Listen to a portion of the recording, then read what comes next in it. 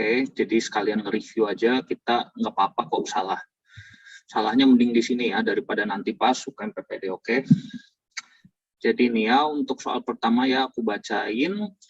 Ini ada biasanya ya tipsnya kalau mau UKM-PPD kita baca dulu pertanyaannya ya, baru kita baca nanti keterangan soalnya. Kemudian nanti kita cari info-info pentingnya aja ya, nggak usah semuanya dibaca. Oke, jadi di sini apakah proses yang mendasari? Di sini Nyonya F 50 tahun datang dengan keluhannya pusing berputar sejak 3 bulan yang lalu. Keluhannya ini dirasakan hilang timbul, memberat sejak 1 minggu terakhir. Keluhan tidak dipengaruhi perubahan posisi kepala, namun ada keluhan lain nih. Di sini dia ada telinga berdenging dan pendengarannya berkurang saat pusing. Neurologisnya dalam batas normal semua ya. Nah, di sini berarti keluhan utamanya ini adalah vertigo ya. Di sini atau pusing berputar. Nah, untuk DD vertigo sendiri ini ada banyak sekali ya DD-nya ini. Coba ya kita bahas satu-satu ya. Coba kalau di sini vertigo itu sebenarnya utamanya kebagi dua ya. Ada vertigonya yang perifer dan ada juga yang sentral. Oke. Jadi kalau perifer ini biasanya ya yang terkenanya di bagian perifer ya, jadi di bagian pinggir. Sedangkan kalau misalnya bagian sentral ini biasanya sudah yang terkenanya bagiannya bagian otak sentral itu ya. Oke, jadi DD-nya dari vertigo perifer ini ada banyak nih. Biasanya kelainannya nih di sekitar telinga atau di nervus vestibularisnya. Coba yang pertama ada yang dinamakan dengan Meniere disease. Oke, kalau Meniere disease ini ada trias khasnya. Trias khasnya itu adalah yang pertama dia ada vertigo. Yang kedua dia ada tinnitus. Dan yang ketiga dia ada penurunan pendengaran. Nah, kebetulan sama nih, kayak soal yang lagi kita bahas ini. Gejalanya sama persis kan ya, dia ada pusing berputar atau vertigo. Yang keduanya dia ada telinganya berdenging atau tinnitus. Dan yang ketiga adanya penurunan pendengaran. Dan itu terjadi semua saat keluhan pusing berputarnya ya. Oke, ini dia jadi DD pertama yang vertigo. Yang kedua, oke, ini yang kedua ada labirinitis. Oke, jadi kalau diartikan berarti ini ada infeksi atau peradangan pada bagian labirinnya ya. Jadi ini khasnya ini biasanya adalah keluhannya ada vertigo. Oke, kemudian juga ada penurunan pendengaran. Dan biasanya pada labirinitis, karena ada itis, ada peradangan, berarti ada tanda inflamasinya. Oke, ada tanda-tanda inflamasi. Tanda inflamasi itu kayak apa sih biasanya? Nyeri ya, ada nyeri, ada demam. Oke. Kemudian yang paling sering lagi nih, kalau misalnya keluhan vertigo, ada juga yang dinamakan dengan BPPV. Ada yang tahu nggak kepanjangannya?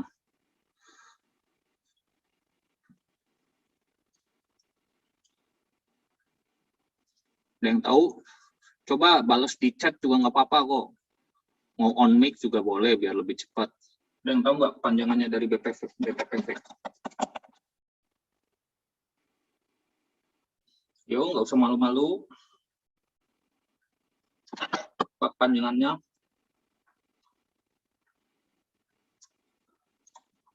Benign paroxysmal postural vertigo, benign paroxysmal positional vertigo. Oke, yang lebih tepat mentari ya ini ya, benign paroxysmal positional vertigo. Jadi ini khas banget dari apa namanya?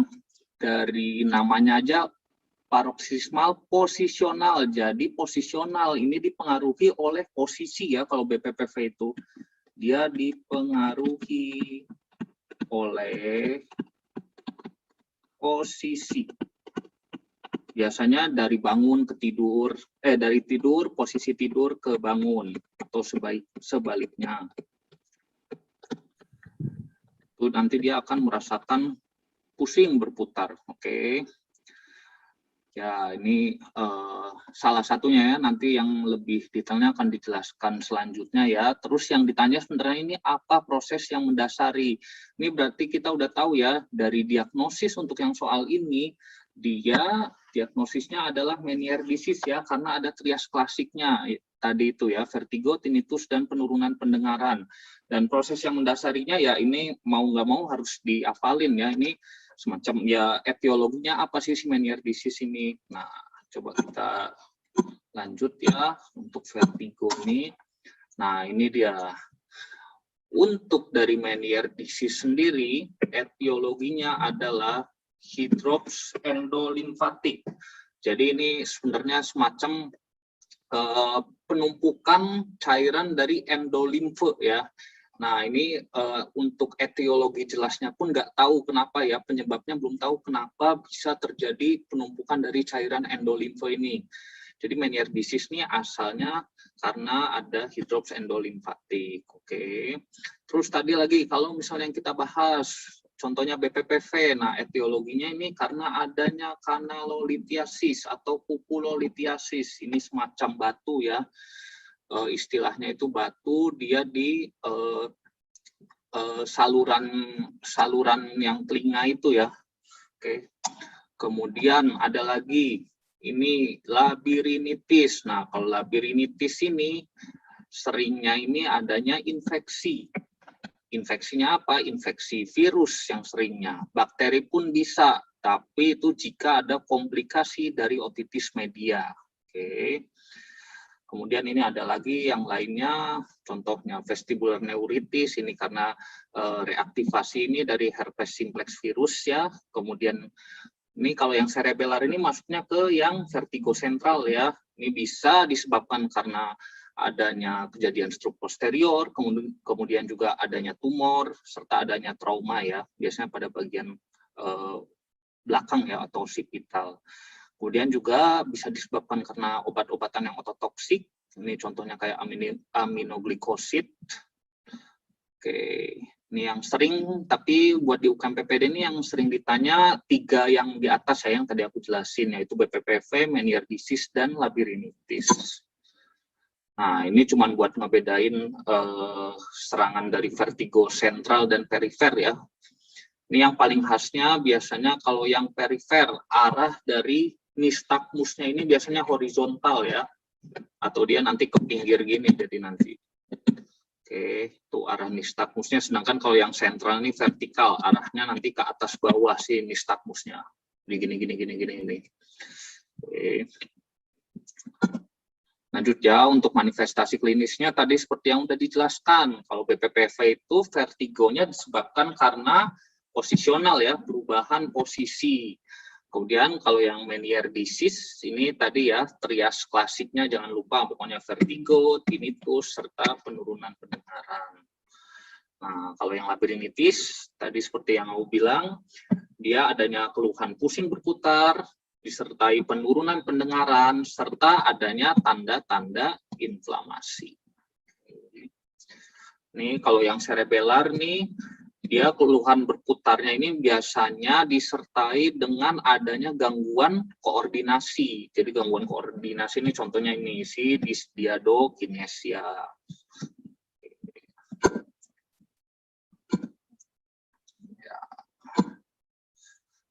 Nah, ini kemudian untuk pemeriksaan penunjangnya banyak ya, bisa dilakuin Romberg. Nah, yang paling sering nih dilakuin nih si Dix-Hallpike ini ya. Dix-Hallpike ini sebagai manuver untuk diagnostik, terutama pada yang BPPV ya biasanya ya, yang posisional itu. Oke, tes-tes lainnya juga bisa dilakukan. Nah, ini selanjutnya ya, tata laksana masing-masingnya ya. Nah, kalau untuk yang BPPV, utamanya nih yang non-medikamentosanya nih banyak banget manuvernya nih. Jadi ada yang dinamakan manuver Epley dan Semon ya. Nah, kalau untuk manuver Epley dan Semon ini dia yang dilakukan oleh si dokter dokternya ya, atau si tenaga medisnya. Jadi nggak boleh pasiennya melakukannya sendiri.